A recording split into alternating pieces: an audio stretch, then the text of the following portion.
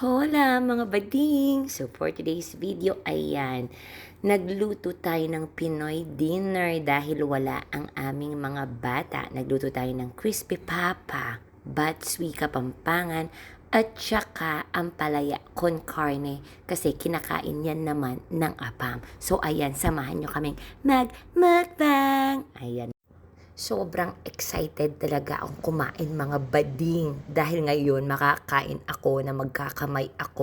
Medyo strange nga lang mga bading dahil nga kaming dalawa nga lang. Syempre kapag kumakain kami laging magulo, lagi na lang may nag-aaway.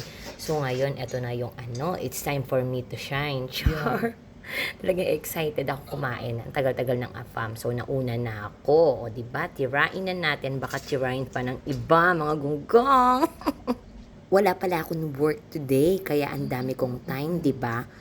Mostly, kapag wala akong trabaho, talagang hilata lang ako. Det är lite rart. Och bara, här, var är du? It's so weird. O, diba? Kita nyo yan? Kita nyo yan, mga bading? Kita nyo yan? Oo, ganyan siya. Tapos, char-char pa siya. Ayaw niya nagpipicture. O, tignan yung ginagawa niya. O, diba? Ayaw niya pampatigil. Mga gunggong. So, tapos, ayan, bago kami kumain, nagkiliti daw si Dudong Charing kasi namimiss niya yung mga bata. O, diba? Sabi ko, di sunduin mo, gunggong. So, ayun, lumapang na nga kami. And I can't believe it, mga bading, na pinakuluan ko muna yung baboy bago linagay ko sa oven. O, diba? Yan ang Pinoy version. So, ayan. Sarap na sarap naman siya.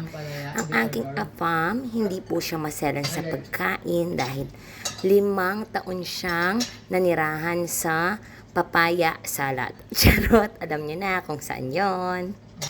It's really like that. When the kids away, you feel like, where are they?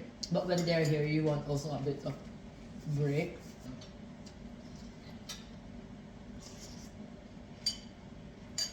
How it tastes like? It's like batswi. They call it batswi. With a pork and some innards. But Så idag är nog kyckel filippinsk mat. you eat with like this. Look, like this. Then you push it like this. That's how you eat. Get, push. Push it like that. Push. Nu går det igång.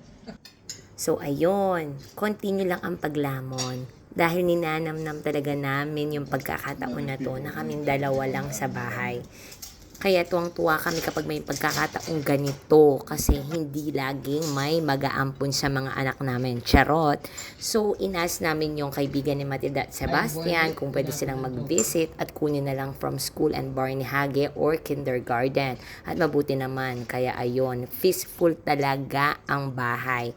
Pero syempre, miss na rin naman namin sila. So, ayun mga bading, pinakita lang namin kung ano ang pangyayari sa aming buhay ngayong araw na to. Have a great day ahead!